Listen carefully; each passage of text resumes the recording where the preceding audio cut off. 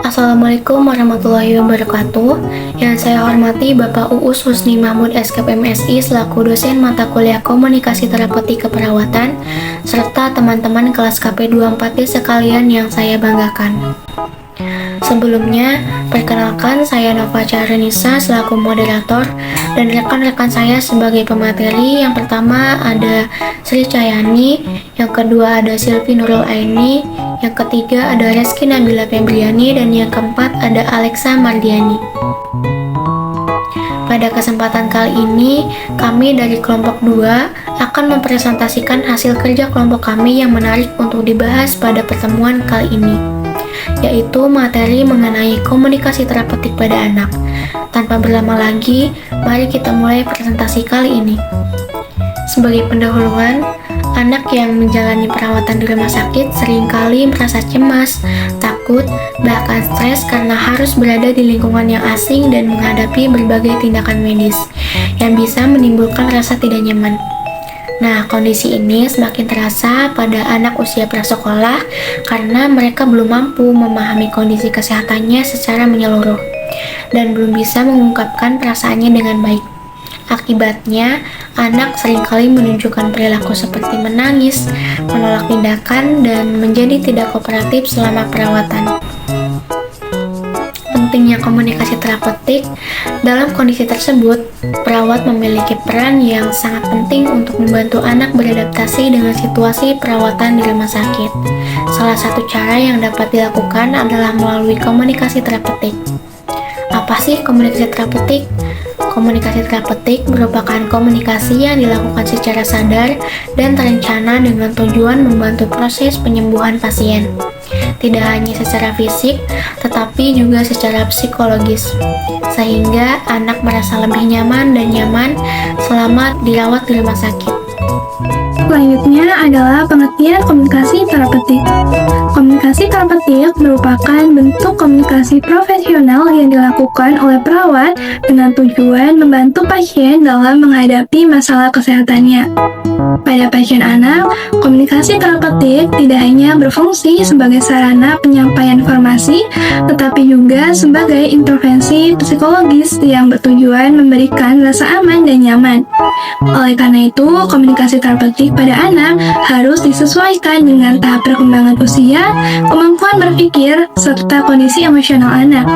Dalam penerapannya, perawat perlu menggunakan bahasa yang sederhana, bersikap empatik, dan membangun pendekatan yang bersahabat agar pesan dapat diterima dengan baik oleh anak.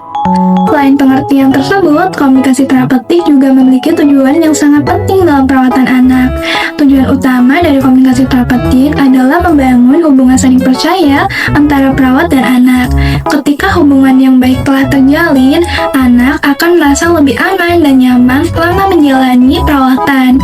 Selain itu, komunikasi terapeutik bertujuan untuk menurunkan kecemasan dan ketakutan anak, meningkatkan rasa percaya diri, serta mendorong anak agar lebih kooperatif saat dilakukan tindakan keperawatan. Dengan demikian, proses perawatan dapat berjalan lebih efektif dan resiko terjadinya trauma psikologis pada anak dapat diminimalkan. Selanjutnya adalah karakteristik anak usia prasekolah. Penting bagi kita untuk memahami terlebih dahulu karakteristik anak usia prasekolah. Anak pada usia prasekolah memiliki imajinasi yang tinggi sehingga seringkali menafsirkan tindakan medis sebagai sesuatu yang menakutkan. Selain itu, anak usia prasekolah belum mampu memahami konsep penyakit maupun tujuan dari tindakan perawatan secara rasional. Akibatnya, kondisi ini membuat anak mudah merasa takut, cemas, dan bahkan menolak ketika akan dilakukan tindakan keperawatan. Berdasarkan karakteristik tersebut, tenaga kesehatan atau perawat tentu tidak dapat menyamakan cara berkomunikasi dengan anak seperti saat berkomunikasi dengan orang dewasa. Oleh karena itu, perawat perlu memahami karakteristik perkembangan anak agar dapat menyesuaikan cara berkomunikasi yang tepat dan tidak menimbulkan ketakutan tambahan. Perawat perlu mencari cara agar anak usia prasekolah merasa aman, nyaman, dan tidak takut selama proses perawatan berlangsung. Salah satu pendekatan yang dapat digunakan adalah melalui komunikasi terapeutik, sehingga anak dapat menerima tindakan keperawatan dengan lebih baik. Strategi komunikasi terapeutik verbal. Komunikasi terapeutik secara verbal adalah cara perawat berkomunikasi dengan kata-kata untuk membantu anak merasa lebih tenang dan aman. Dalam praktiknya, perawat perlu menggunakan bahasa yang sederhana, kalimat pendek, dan mudah dipahami oleh anak. Istilah medis yang rumit sebaiknya dihindari karena bisa membuat anak bingung dan takut. Sebagai contoh, ketika perawat akan melakukan pemasangan infus, tidak perlu menjelaskan istilah medis secara detail. Perawat cukup mengatakan bahwa alat ini dipasang untuk membantu anak cepat sembuh, dan rasa tidak nyamannya hanya sebentar. Dengan penjelasan yang sederhana, anak akan lebih mudah menerima tindakan yang dilakukan. Slide selanjutnya yaitu strategi komunikasi terapeutik nonverbal. Selain kata-kata, komunikasi nonverbal juga sangat penting dalam komunikasi terapeutik pada anak. Komunikasi nonverbal meliputi sikap tubuh, ekspresi wajah, intonasi suara, dan kontak mata. Perawat yang berbicara dengan nada lembut, tersenyum, duduk sejajar dengan anak, serta menjaga kontak mata yang hangat akan membuat anak merasa diperhatikan dan dihargai. Sikap ini membantu anak merasa lebih aman, nyaman, dan percaya selama proses perawatan.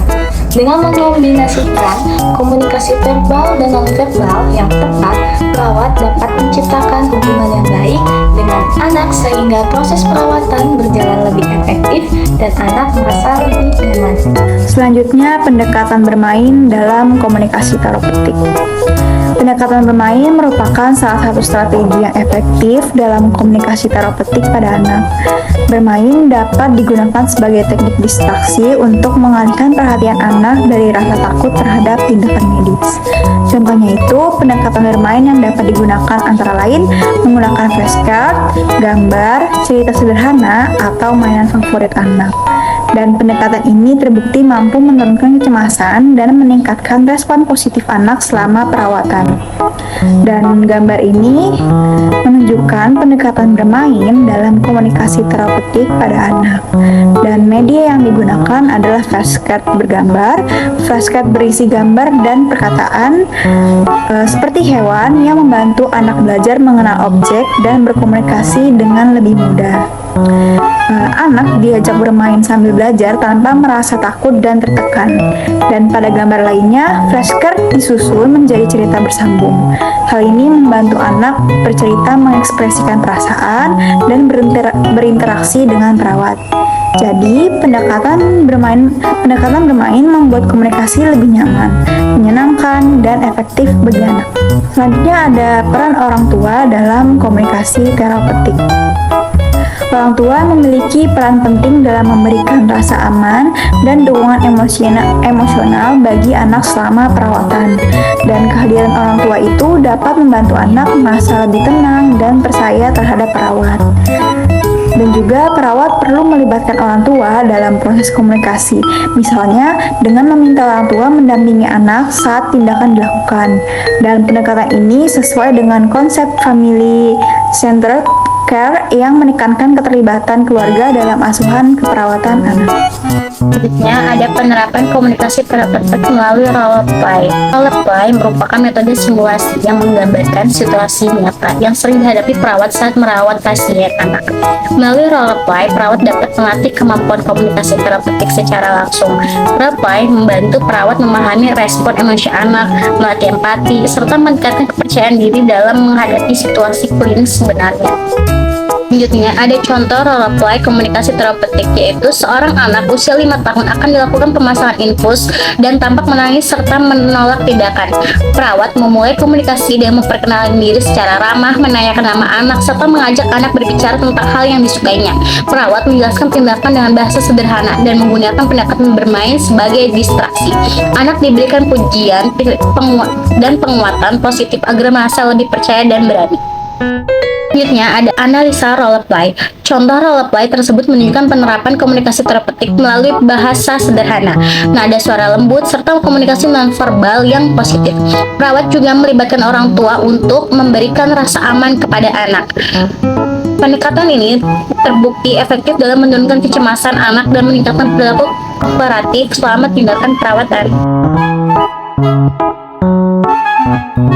Jadi, kesimpulannya, komunikasi terapeutik merupakan bagian penting dalam asuhan keperawatan, karena anak yang dirawat di rumah sakit rentan mengalami kecemasan dan ketakutan akibat lingkungan asing serta keterbatasan dalam memahami kondisi kesehatannya.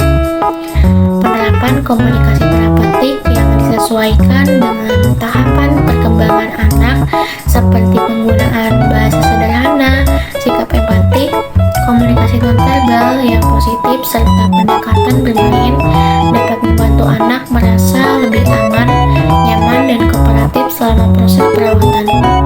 Oleh karena itu, komunikasi terapeutik perlu diterapkan secara konsisten oleh perawat untuk meningkatkan kualitas asuhan keperawatan anak. Demikian presentasi dari kelompok kami, semoga materi yang disampaikan dapat bermanfaat bagi kita semua. Kurang lebihnya mohon maaf, ditutup. Wabillahi taufiq wal hidayah. Wassalamualaikum warahmatullahi wabarakatuh.